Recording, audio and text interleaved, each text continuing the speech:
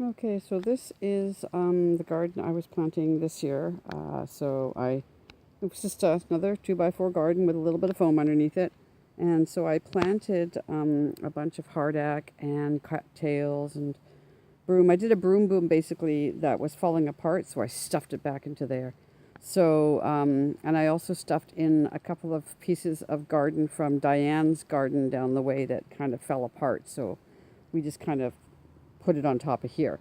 So I only got it planted halfway. And then we dragged it back here for the month of August from Diane's. And then the smoke hit, and I was unable to do any work outside because this lake became just a bowl of smoke. I mean, this whole thing was just a bowl of smoke because water attracts smoke, right? Same as water attracts rain. So it just would sit in the bay here, and I literally couldn't go outside. It hurt my lungs to breathe. So unfortunately, I didn't get much more done on this garden. So I'd like to continue what I was doing on there all the way along in the spring. So, and that's basically broom, hardack, grasses, comfrey, reeds, willows, grasses. I mean, it's just, once again, I went shopping along my shoreline, basically. I just go shopping along my shoreline and then break pieces off and stuff them into a garden. So that's that garden. And then out there, if you can see it, I'll zoom in as much as I can, is my, the only floating broom boom I've got left. My other one fell apart and ended up in that garden that I just showed you. But this one, the bottles are all well secured inside. Diane and I made it this spring on May Day, so I call her May. So this is May, my garden, and she's got willow branches inside of her and broom, and she's got 12 wine bottles inside of her for flotation. And then I just planted reeds, cattails, comfrey, and hardack, and grasses, and all this stuff. And what's cool is I had a blue heron fly in a couple of nights ago, and he was hunting on the corner of the dock over here.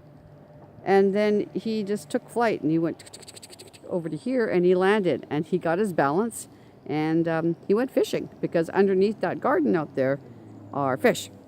And the kingfisher sits on the post that's beside me here and flies out and catches fish as they travel from that garden to my wharf. So that garden has a whole little ecosystem in it. There's frogs out there, there's dragonflies, there's bugs, there's fish, there's birds. Like, I watch the birds fly back and forth from there all the time. So it's a very interesting ecosystem, and it's all just stuff I went shopping along my shoreline, and it's all stuff that will absorb and bioremediate the toxins in our water. So broom booms can restore our shorelines again, because they changed the level of our lake in 1998, and they raised the level of the lake, and they drowned all of our shoreline bushes. So the ones that have survived are the hardy ones. So we need to bring back the ones that didn't survive, like the cattails and the reeds and the things that needed more of a shallow water base. So that's what I've done here. I've just recreated the wetland on broom, Scotch broom, that I cut down in the spring. So fully functional broom boom, fully bioremediative, and you could probably take that broom boom and take it over to here onto my shoreline and just stuff it in.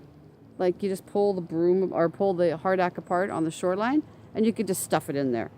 So these could be taken and stuffed anywhere. And they could be bioremediating quite happily. Oh, here comes the guy past on his chair ski. It's very interesting contraption, and he gets some good airtime sometimes. So let's watch the amusement. Oh, you can't really see him. He's in the shade.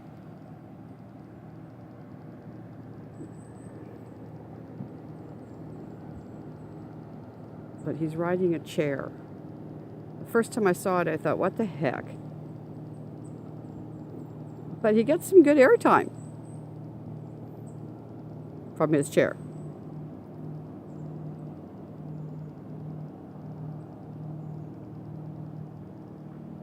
The lake is like glass, so the skiers are all coming out now because, well, the lake is like glass. And what do you do when you live on a lake that's, looks like glass? You ski on it. So, yeah. Anyways, another boat going past here. So that's my broom booms.